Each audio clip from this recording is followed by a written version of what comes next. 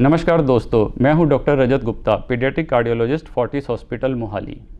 Congenital heart defects, बच्चों के हृदय रोग, ये क्या होते हैं, कितनी तरह के होते हैं, अगर ये किसी बच्चे में हैं तो उसमें हमें क्या क्या लक्षण दिखाई दे सकते हैं और आज की डेट में इनके उपचार के लिए हमारे पास क्या क्या विकल्प हैं। आइए इन प्रश्नों के उत्तर जानते हैं इस वीडियो में। इससे पहले कि मैं आपको बताऊं कि बच्चों में हृदय रोग कितनी तरह के होते हैं, हमें एक नॉर्मल हार्ट की फंक्शनिंग जाननी जरूरी है।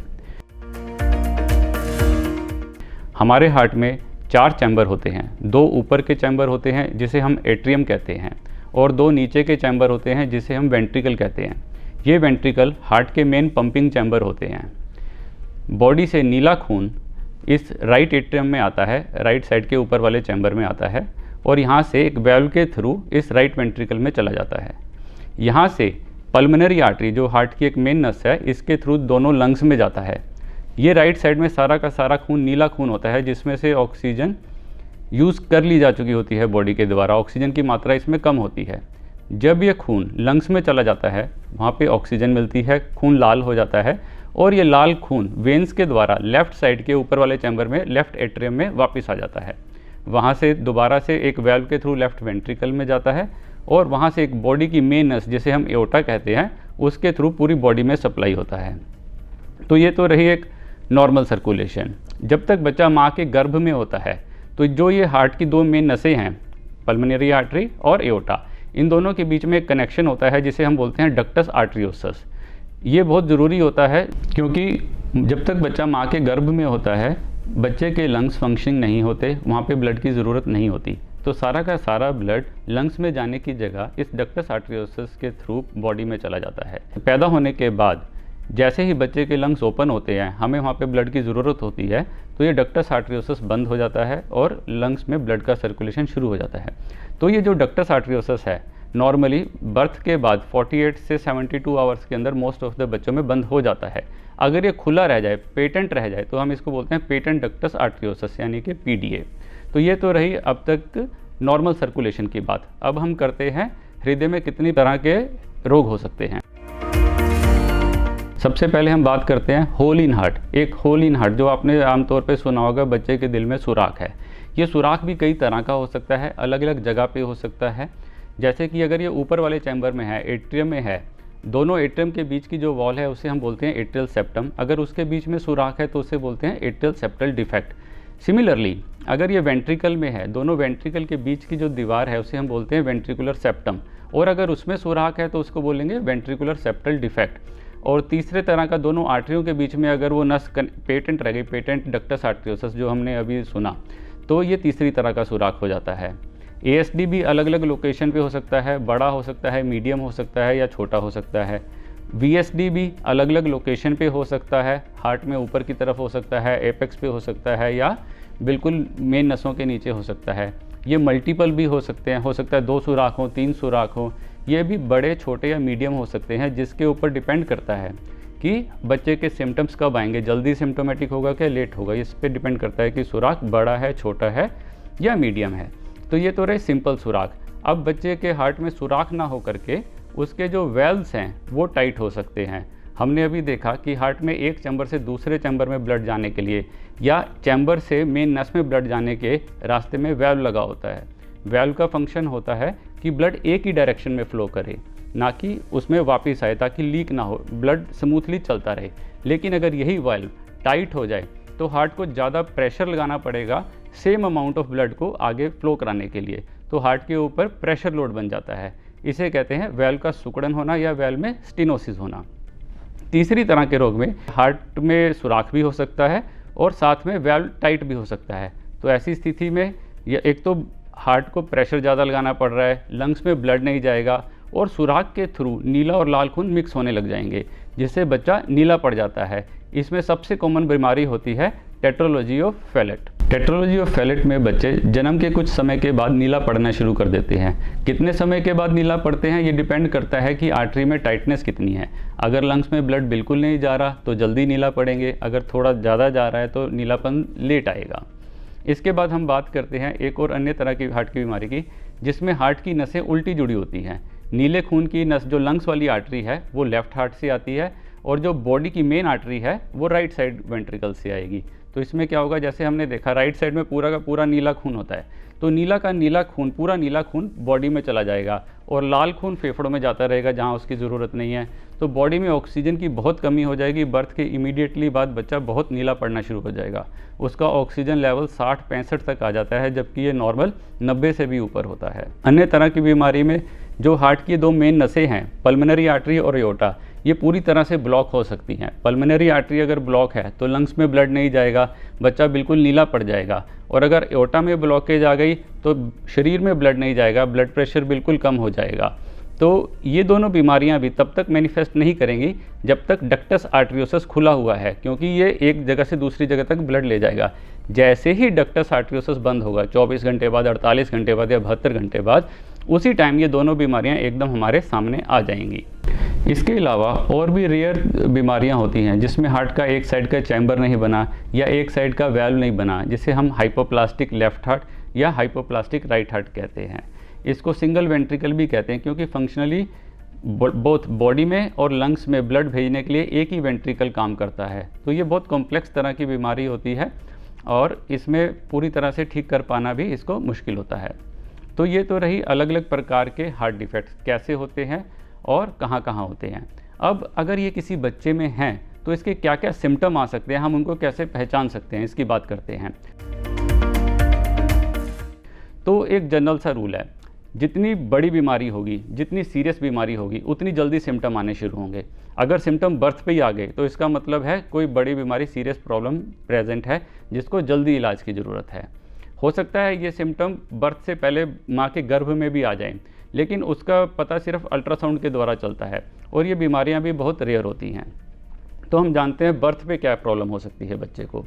बर्थ के समय बच्चा हमें अगर ठीक ना लगे, वो बिल्कुल सुस्त है, हिल ही नहीं रहा, रो नहीं रहा अच्छे से, फीड नहीं ले रहा, या उसका सांस बहुत ज़्यादा तेज़ चल रहा है, उसका ऑक्सीजन लेवल कम है, नीलापन है, हमें उसे दिखेगा उसकी फिंगर्स या उसके लिप्स नीले पड़ रहे हैं, डॉक्टर साहब देखेंगे पल्स ऑक्सीमीटर लगा के उसका ऑक्सीजन लेवल कम है, या बिल्कुल सफ़ेद पड़ा हुआ है, उसमें ऐसा लगता है खून ही नहीं है, उसके ब्लड प्रेशर बहुत कम है, तो ये सारे किसी गंभीर बीमारी के लक्षण हैं। ऐसी स्थिति में बच्चे को तुरंत आईसीयू में एडमिट करके उसकी ईको जांच करके उसका इलाज किया जाता है। लेकिन अगर बर्थ पे सिम्टम्स नहीं हैं और बर्थ पे बच्चा बिल्कुल ठीक लग रहा है, तो किसी किसी बीमारी में ये सिम्टम्स थोड़ी लेट शुरू होते हैं, 2 महीने बाद या 3 महीने बाद। ऐसे में पेरेंट्स टिपिकली हमें बताते हैं 2 महीने तक तो बच्चा बिल्कुल ठीक था, लेकिन उसके बाद से इसका वेट बढ़ना कम हो गया है, ये दूध नहीं पीता, दूध पीते पीते थक जाता है, या दूध पीते पीते बहुत ज़्यादा पसीने आने लग जाते हैं।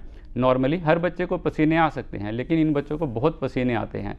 तो टिपिकल इनकी क्या हिस्ट्री होती है कि दूध पीता है थोड़ी देर, लेकिन पेट तो भरता नहीं, वो सो जाता है, थक जाता है, हाँफ के सो जाता है, फिर थोड़ी देर में भूख से उठता है, फिर थोड़ी देर दूध पीता है, फिर थक जाता है, फिर सो जाता है। तो इसको हमारी भाषा में बोलते हैं सक रेस्ट सक साइकिल। मतलब थोड़ी देर दूध पिया, फिर थक गया, फिर थोड़ी देर दूध पिया, फिर थोड़ी देर थक गया। इन बच्चों का वेट नहीं बढ़ता, क्योंकि सारी एनर्जी तो इनकी इसमें हार्ट में और लंग्स में चली जाती है, सांस लेने में चली जाती है। तो ऐसी स्थिति में बच्चे का जन्म का वेट सपोज़ अगर 2.5-3 किलो है और 3 महीने पे भी इतना ही होता है, आधा किलो या 1 किलो वेट बड़ी मुश्किल से बढ़ा हुआ होता है। और क्या सिम्टम हो सकते हैं, बच्चा नीला पड़ सकता है, हो सकता है ये नीलापन हमें शुरू में ना नज़र आए और अब नीलापन नज़र आना शुरू हो रहा है। इसका कारण ये होता है कि जब तक बच्चे का ऑक्सीजन लेवल 90 से ऊपर होता है तो हमें नहीं, बच्चे को देखने से नहीं पता चलता कि वो नीला है। इनफैक्ट जब तक ऑक्सीजन लेवल 85% से नीचे ना आ जाए तब तक एक आम आदमी को नहीं पता चल सकता कि बच्चे में नीलापन है। यही कारण है कि हमें बच्चे का नीलापन या ये नीले साइनोटिक हार्ट डिसीज़ होती हैं, इसका डायग्नोसिस थोड़ा लेट होता है। चलिए, ये तो रही बच्चे में अगर सिम्टम्स 3 या 4 महीने की उम्र में आ गए। लेकिन कई डिसीज़ ऐसी हैं, सपोज़ जो ये बड़े होल ना हो करके मीडियम साइज़ के होल हैं, तो ऐसी स्थिति में बच्चा ठीक रहता है, 6-8 महीने तक ठीक रहता है, उसके बाद इनमें सिम्टम आने शुरू होते हैं। या हार्ट की दूसरी बीमारियां हैं जैसे ASD है या वेल्व टाइट है, इनके सिम्टम्स भी थोड़े लेट आने शुरू होते हैं। बच्चा 8-9 महीने, 10 महीने या 1 साल तक भी ठीक रह सकता है। उसके बाद क्या होगा, बच्चे के ग्रोथ में कमी आ जाएगी, उसका वेट कम रहेगा अपने दोस्तों के कंपैरेटिवली। वो चलना तो शुरू कर देगा लेकिन चलते चलते हाँफ जाएगा, बैठ के थक सांस लेने लग जाएगा। या नीलापन हो सकता है हमें और भी लेट नज़र आना शुरू करे, 1 साल पे नीलापन नज़र आ रहा है, या उसके माइलस्टोन्स अचीव नहीं हो रहे, उसने बैठना नहीं शुरू किया, 1 साल का हो गया, 1.5 साल का, 2 साल का हो गया, चलना नहीं शुरू किया, तो इस तरह की भी प्रॉब्लम हमें बच्चों में आ सकती हैं। ये तो रही सिम्टम्स की बात। कभी कभी ऐसा भी होता है कि बच्चे के दिल में सुराख तो है या कोई और हार्ट की प्रॉब्लम तो है, लेकिन कोई सिम्टम्स नहीं है। तो ऐसी बीमारियों का हमें कैसे पता चलता है? अमूमन ये होता है कि जब भी हम लोग बच्चे को लेकर अपने डॉक्टर के पास जाते हैं, पीडियाट्रिशियन के पास जाते हैं, तो वो स्टेथोस्कोप से सुनते हैं, तो उनको एक अबनॉर्मल साउंड सुनाई देती है जिसको हम बोलते हैं मरमर आ रहा है। तो जब भी हार्ट में कोई प्रॉब्लम आती है तो इस तरह की साउंड आती है। तो बच्चा बिल्कुल ठीक है, लेकिन जब भी हम डॉक्टर के पास गए, उन्होंने बताया कि कोई मरमर आ रहा है और इको जांच कराने पे पता चलता है दिल में सुराख है। या बच्चा बड़ा हो गया, स्कूल में कॉलेज में एडमिशन के लिए उनका मेडिकल एग्जामिनेशन होता है, नौकरी के लिए मेडिकल एग्जामिनेशन होता है, तब ये सामने आती हैं कई बीमारियां। जी हाँ, ये बिल्कुल संभव है कि हार्ट में सुराख तो है या कोई वैल्व की प्रॉब्लम तो है और कोई लक्षण नहीं है। तो ऐसी स्थिति में ये बीमारियां कम गंभीर होती हैं, जैसे ASD का होल है या वैल्व की कोई सिकुड़न है जो बहुत सीवियर नहीं है, बहुत टाइट नहीं है, मीडियम है, या VSD और PDA के होल हैं जो छोटे हैं, जिनकी ज़्यादा कोई सिग्निफिकेंस नहीं है। तो ऐसी स्थिति में हार्ट में प्रॉब्लम होते हुए भी बच्चे बाहर से बिल्कुल एसिम्प्टोमेटिक रह सकते हैं, यानी कि कोई लक्षण ना हो, ऐसा संभव है। तो अब तक हमने समझा कंजेनाइटल हार्ट डिफेक्ट या हृदय रोग विकार कितनी तरह के होते हैं, उनके क्या लक्षण होते हैं, या कई बार लक्षण नहीं भी हो सकते। तो ऐसी स्थिति में अब पेरेंट्स को करना क्या है? सबसे पहले आपने अपने चाइल्ड स्पेशलिस्ट को, पीडियाट्रिशियन को कंसल्ट करना है। उनको अपने कंसर्न बताने हैं कि ये लक्षण हमें दिखाई दे रहे हैं। वो इनको कंफर्म करेंगे, स्टेथो से जांच करेंगे, अगर हो सके तो पल्स ऑक्सीमीटर से उसकी सैचुरेशन देखेंगे और कंफर्म करेंगे कि यस, ये सिम्टम्स ठीक हैं और इसमें हार्ट डिफेक्ट्स के लक्षण हैं। उसके बाद आपके पीडियाट्रिशियन एक कार्डियोलॉजिस्ट के पास रेफ़र करेंगे। प्रेफरेबली अगर आपके एरिया में, आपके शहर में पीडियाट्रिक कार्डियोलॉजिस्ट है तो उसके द्वारा बच्चों की जांच कराई जानी चाहिए, जो फिर एक इकोकार्डियोग्राफी टेस्ट करेंगे। इकोकार्डियोग्राफी दिल के अल्ट्रासाउंड की तरह होती है, जिसमें हार्ट की सारी बीमारी, बच्चों के हार्ट की बीमारी बिल्कुल पूर्ण रूप से हमारे सामने आ जाती है और हम प्लान कर सकते हैं कि आगे क्या करना है। इससे हमें एग्जैक्टली पता चल जाता है सुराख है, मीडियम है, बड़ा है, छोटा है, कितने हैं, नस की क्या प्रॉब्लम है, और सारी की सारी बीमारियां हम इससे पता लगा सकते हैं। अब हमें पता तो चल गया कि हार्ट में प्रॉब्लम है, उसका कंफर्म डायग्नोसिस भी हो गया। अब हमारे पास आगे क्या विकल्प रहते हैं? Doctor generally as a doctor मैं पेशेंट्स को क्या एडवाइस करता हूँ? हो सकता है हम एडवाइस करें कि अभी कुछ नहीं करना है, जस्ट वेट एंड वॉच करना है। जैसे कि ASD का होल है, इसको नॉर्मली ऑपरेशन की ज़रूरत पड़ती है जब बच्चा 2 से 4 साल का होता है, और अगर हमें ये सपोज़ 5-6 महीने पे हमने डायग्नोस कर लिया तो हम सिर्फ वेट करते हैं उस टाइम के आने की, सही टाइम के आने की, ताकि इसका ऑपरेट करें। इसको ऑपरेट करने की कोई जल्दी नहीं होती। वहीं दूसरी साइड पे अगर बड़ा VSD या बड़ा PDA है तो उसको जल्दी ऑपरेट करना पड़ता है। उसको ऑपरेट करने का सही समय 3 से 5 महीने है। और सिमिलरली टेट्रोलॉजी ऑफ फैलेट है, या जिसमें नसें उल्टी जुड़ी होती हैं, जिसको हम ट्रांसपोजिशन ऑफ ग्रेट आर्टरीज कहते हैं। ऐसी TGA का इलाज बर्थ के 1-2 महीने के अंदर होना ज़रूरी है। टेट्रोलॉजी ऑफ फैलेट का 1 साल पे होना ज़रूरी है। तो डिपेंडिंग अपॉन हमें क्या डायग्नोसिस है, क्या बीमारी है, बच्चे के सिम्टम्स क्या हैं, हो सकता है उसको इमीडिएट ट्रीटमेंट की ज़रूरत हो सकता है उसको हम थोड़ी देर बाद ट्रीटमेंट करें, 1 साल पे या 2 साल पे। ये भी हो सकता है जैसे हार्ट के छोटा सा सुराख है या वैल्व की प्रॉब्लम है, जो वैल्व टाइट है लेकिन ज़्यादा टाइट नहीं है, उसको हम सिर्फ वेट एंड वॉच करते रहते हैं, कभी भी इंटरवेंशन नहीं करते जब तक वो कोई प्रॉब्लम ना करने लगे। तो ये भी विकल्प हमारे पास मौजूद है। अब इंटरवेंशन का क्या ज़रिया है? हो सकता है उसकी ओपन हार्ट सर्जरी होनी हो, जिसमें हार्ट को बाईपास मशीन पे जाकर रिपेयर किया जा सकता है। लेकिन आज की डेट में कई तरह के जो सुराख हैं या वैल्व की प्रॉब्लम है, उनको हम एंजियोग्राफी से भी ठीक कर सकते हैं। जहाँ पे सुराख है वहाँ पे एक मेटल का बटन लग जाता है, एंजियोग्राफी से पैर की नस में एक छोटा सा सुराख होता है सुई जितना, जिससे ये बंद हो जाता है। या जो वेल टाइट है, वेल के स्टेनोसिस हैं, वो भी बैलूनिंग के द्वारा, बैलून एंजियोप्लास्टी के द्वारा ठीक किए जा सकते हैं। तो डिपेंडिंग अपॉन की क्या बीमारी है, कितना बड़ा बच्चा है, तो ओपन हार्ट सर्जरी भी हो सकती है, एंजियोप्लास्टी या बटन होल ट्रीटमेंट भी हो सकता है, और हम उसको वेट एंड वॉच भी कर सकते हैं। अब इसके बाद सबसे बड़ा प्रश्न जो हमारे सामने आता है, जो मोस्ट कॉमनली पेरेंट्स हमसे पूछते हैं कि सर आप इतने से छोटे से बच्चे के ऑपरेशन कर रहे हैं, ओपन हार्ट सर्जरी कर रहे हैं, एंजियोप्लास्टी कर रहे हैं, इसके सामने इतनी लाइफ पड़ी है, पूरी लाइफ पड़ी है, इसका क्या होगा? क्या नॉर्मल लाइफ जिएगा? एक्टिविटीज़, स्पोर्ट्स कैसी रहेंगी? तो इसका जवाब है, सिंपल हार्ट डिफेक्ट्स में जैसे ASD, VSD, PDA हैं, इनकी करेक्टिव सर्जरी हो जाती है, लाइफ एक्सपेक्टेंसी बिल्कुल नॉर्मल रहती है, स्पोर्ट्स पार्टिसिपेशन रहती है, बिल्कुल नॉर्मल इंटेलिजेंस रहती है, किसी चीज़ पे कोई इफेक्ट नहीं आता है। Most of the heart disease में ऐसा रिपेयर पॉसिबल हो पाता है, कंप्लीट रिपेयर पॉसिबल हो पाता है। सिर्फ कुछ कॉम्प्लेक्स हार्ट डिसीज़ बचते हैं जिसमें एक बार में पूरा रिपेयर नहीं हो पाता, कई बार मल्टीपल सर्जरीज भी करनी पड़ती हैं या कुछ रेजिडुअल डिफेक्ट रह जाता है। कुछ हार्ट डिसीज़ ऐसी हैं जिसको अभी तक रिपेयर नहीं किया जा सकता। ऐसी स्थिति में रिस्ट्रिक्शंस ऑफ एक्टिविटी, जिसमें हम स्पोर्ट पार्टिसिपेशन को अलाउ नहीं करते, लेकिन बच्चा नॉर्मली घर पे अपने फ्रेंड्स के साथ खेल कूद सकता है, ऑफिस वर्क कर सकता है, स्कूल जा सकता है, वो सब पॉसिबल हो पाता है। तो कॉम्प्लेक्स हार्ट प्रॉब्लम को छोड़ के बाकी सिंपल हार्ट प्रॉब्लम्स में जिनमें कंप्लीट रिपेयर हो जाती है, लाइफ एक्सपेक्टेंसी नॉर्मल रहती है, स्पोर्ट पार्टिसिपेशन कर सकता है, फिजिकल एक्टिविटीज़, इंटेलिजेंस और आगे लाइफ नॉर्मल रहती है। अब इसके बाद एक और बड़ा प्रश्न आता है कि हमारे पहले बच्चे को तो हार्ट में प्रॉब्लम हो गई, अब हमारे नेक्स्ट बच्चे में भी क्या ऐसा हो सकता है? मैं इसको कहूँगा बिल्कुल हो सकता है। फर्स्ट प्रेगनेंसी में आपके बच्चे को हार्ट डिफेक्ट होने का चांस था 100 में से 1। अगर आपकी फैमिली में ऑलरेडी एक बच्चा है जिसको हार्ट प्रॉब्लम है तो नेक्स्ट प्रेगनेंसी में उसका चांस होता है 100 में से 2 से 3, 2 to 3%। तो आपका जो ये रिस्क है 2 से 3 गुना बढ़ गया। फिर भी 97% चांस यही है कि अगले बच्चे में हार्ट डिफेक्ट नहीं होगा।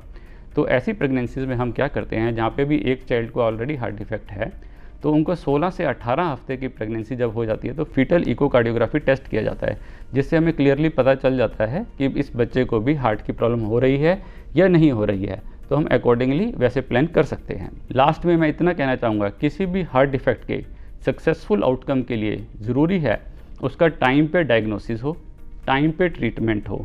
टाइम पे ट्रीटमेंट से मेरा मतलब है, एक बार डायग्नोसिस तो हो गया और डॉक्टर साहब ने आपको बता भी दिया कि इसका ऑपरेशन की ज़रूरत है, लेकिन हमारी सोसाइटी में बहुत लोग मिल जाएंगे जो आपको बताएंगे कि नहीं अभी ऑपरेशन मत कराओ, अभी बच्चे को बड़ा होने दो, इतने छोटे बच्चे का ऑपरेशन नहीं करना है, ये 5 साल पे कराना या 10 साल पे कराना। तो आपने ऐसा नहीं करना है। सिर्फ डॉक्टर, आपके कार्डियोलॉजिस्ट डिसाइड करेंगे कि किस होल को कब ऑपरेट करना है। ऐसा ज़रूरी नहीं है कि किसी और बच्चे का हार्ट का होल अपने आप बंद हो गया था तो हमारे बच्चे का भी हार्ट का होल अपने आप बंद हो जाएगा, चाहे वो दोनों सेम क्यों ना हो। उनका अगर VSD बंद हो गया था तो ज़रूरी नहीं है हमारे बच्चे का भी VSD बंद हो जाएगा। VSD अलग अलग तरह के होते हैं, कुछ बंद हो जाते हैं, कुछ नहीं होते। तो अगर हमें डॉक्टर ने कहा है कि आप ऑपरेशन कराइए उसका समय निकलने से पहले, तो ज़रूरी है कि हम वैसा ही करें।